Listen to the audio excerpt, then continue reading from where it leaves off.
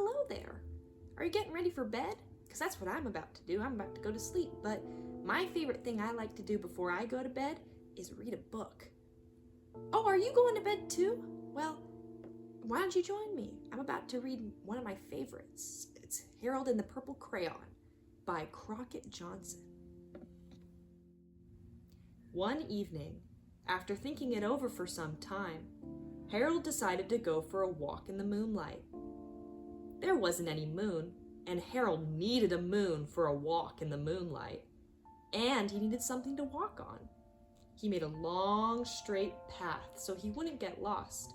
And he set off on his walk, taking his big purple crayon with him.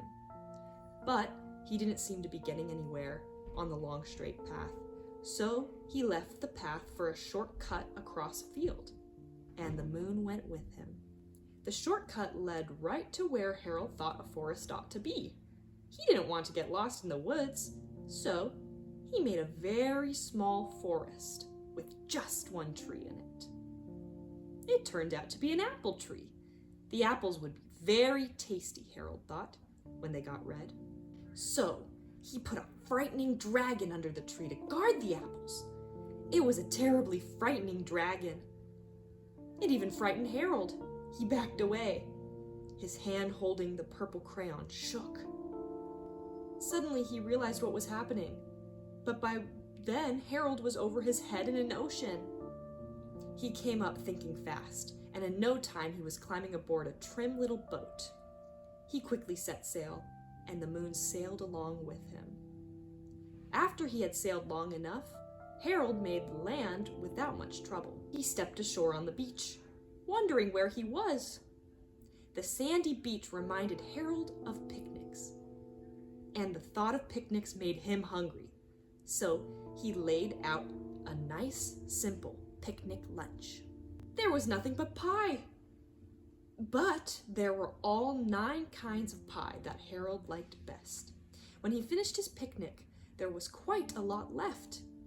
He hated to see so much delicious pie go to waste. So Harold left a very hungry moose and a deserving porcupine to finish it up. And off he went, looking for a hill to climb to see where he was. Harold knew that the higher up he went, the farther he could see. So he decided to make the hill into a mountain. If he went high enough, he thought, he could see the window of his bedroom. He was tired, and he felt he ought to be getting to bed. He hoped he could see his bedroom window from the top of the mountain.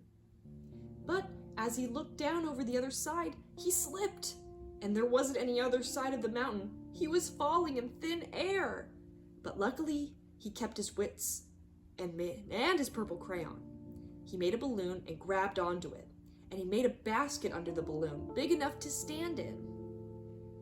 He had a fine view from the balloon, but he couldn't see his window. He couldn't even see a house. So he made a house with windows, and he landed the balloon on the grass in the front yard. None of the windows was his window. He tried to think where his window ought to be. He made some more windows. He made a big building full of windows. He made lots of buildings full of windows. He made a whole city full of windows, but none of the windows was his window. He couldn't think of where it might be. He decided to ask a policeman. The policeman pointed the way Harold was going anyway, but Harold thanked him. He walked along with the moon, wishing he was in his room and in bed. Then suddenly Harold remembered. He remembered where his bedroom window was when there was a moon. It was always right around the moon. And then Harold made his bed. He got in it and drew up the covers. The purple crayon dropped to the floor, and Harold dropped off to sleep. The end. Well, that rather put me in the sleepy mood. And, well, I think I better be getting to bed, and I think you should too. Well, I hope you enjoyed that. Anyway, good night. Let me turn on the lamp over here. All right, sleepy